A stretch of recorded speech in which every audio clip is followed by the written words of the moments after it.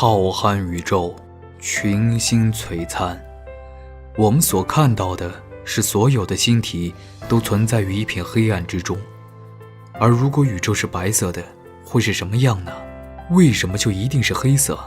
宇宙的起源有一种天文学理论，大爆炸宇宙论，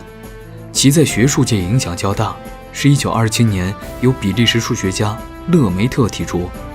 他认为最初宇宙的物质集中在一个超原子的宇宙弹里，在一次无与伦比的大爆炸中分裂成无数碎片，形成了今天的宇宙。大爆炸宇宙论也只是对于宇宙仅仅为一个点，其他为空白，无法估量而压缩在一个极小空间的一种意象。在宇宙的初期，温度高达在100亿度以上，物质密度也达到了无法预计。整个宇宙只有电子、光子、中子、质子和中微子等一些基本粒子形态的物质而达到平衡。因为整个体系不断膨化，导致温度降到约10亿度时，中子开始要么发生衰变，要么与质子结合成重氧、氦等元素。再到温度进而下降到100万度后，宇宙中的物质主要是电子、光子、质子和一些比较轻的原子核。再到当温度降到几千度时，辐射降低退去，宇宙间主要剩的是气态物质，气体慢慢汇聚成气云，再逐渐形成各种各样的恒星体系，成为我们今天看到的宇宙。如果宇宙空间真是无极限，星体不计其数，光照时间无限长，夜幕上应该都是发光的星星，没有任何空隙，应该一直都是白色才对。为什么事实并不是这样呢？第一，宇宙其实并不是无极限，直径约900亿光年，光照时间也并非无限长，不超过137亿年，也就是宇宙大爆炸的时间。其实宇宙并不是从来都这么黑，大爆炸最初那段时间，宇宙相较现在小多了，里面的物质更稠密，也更加亮。但是从那时到现在，宇宙一天天暗下去。第二，银河系中的恒星70%都是红矮星，它们的质量和体积远不到太阳的1/2，发红色光芒，亮度比较暗弱。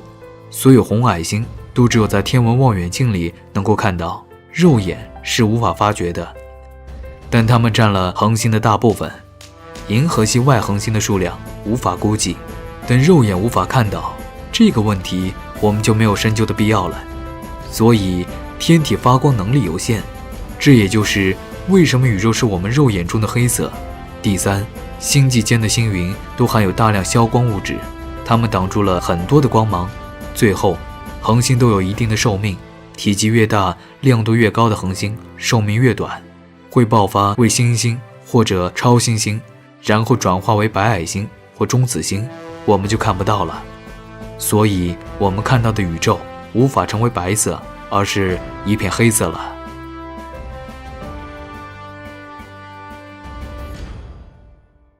近些年以来，行业内流传着21世纪是生物的世纪，尤其是2020年的疫情时期，这段话再次重新步入人们的视野。如今，全球性生态环境问题，例如酸雨、全球变暖、冰川融化、草场退化、大气层空洞、热带雨林面积迅速锐减等事件日益突出，也引起了各国的重视。那么，21世纪真的是生物的世纪吗？如今，生物专业毕业生能从事的工作仅有3类，其一是前往学校从事生态学课程教学，培养人才、科学研究、技术开发等专业工作；其二是从事与生物密切相关的农业、林业、水利、环保等行业，亦或是产业的生态规划和管理工作；其三是从事与生物类专业不相关的行业。这门于20世纪初期兴起的新科学人文生物学，法国人在欧战以前就已经拥有这类新学科的大量资料。欧战结束数年后，他们出版了《人文生物学》一书，也引起了世界上文哲家、生物学家们的注意。不久后，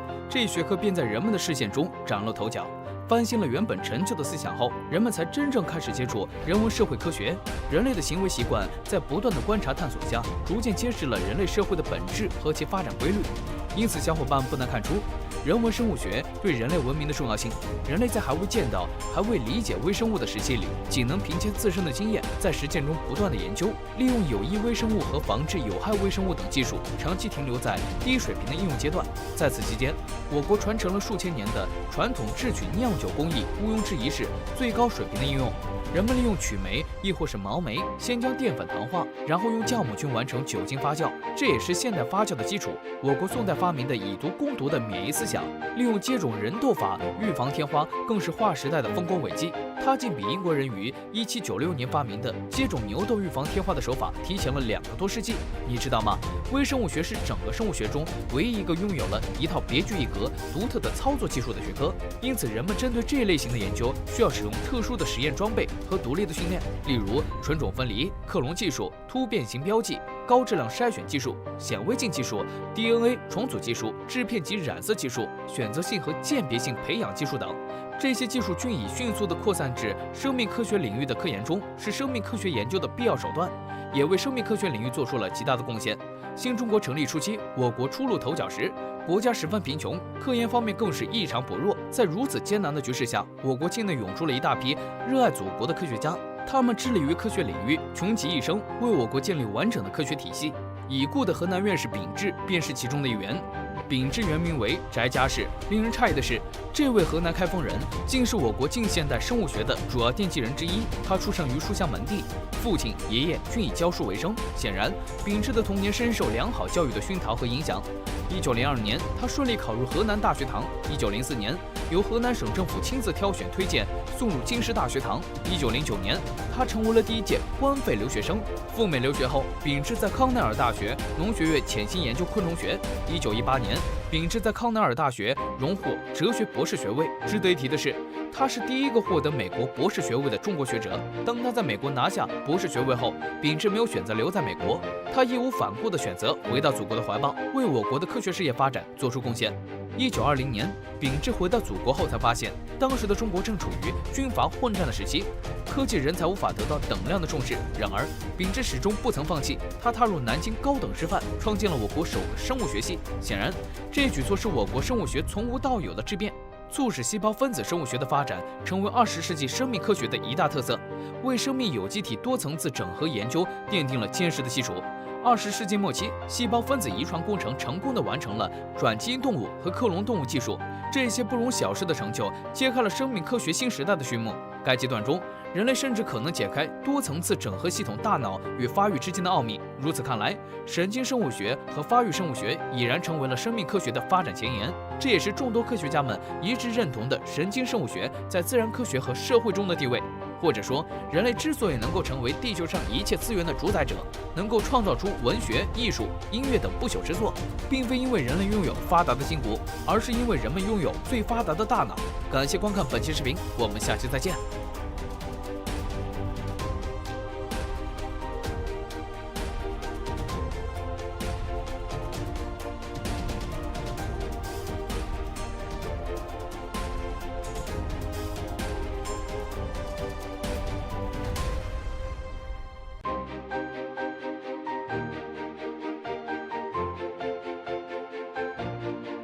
大家好，我是启明，谢谢那些关注太空系科普的朋友。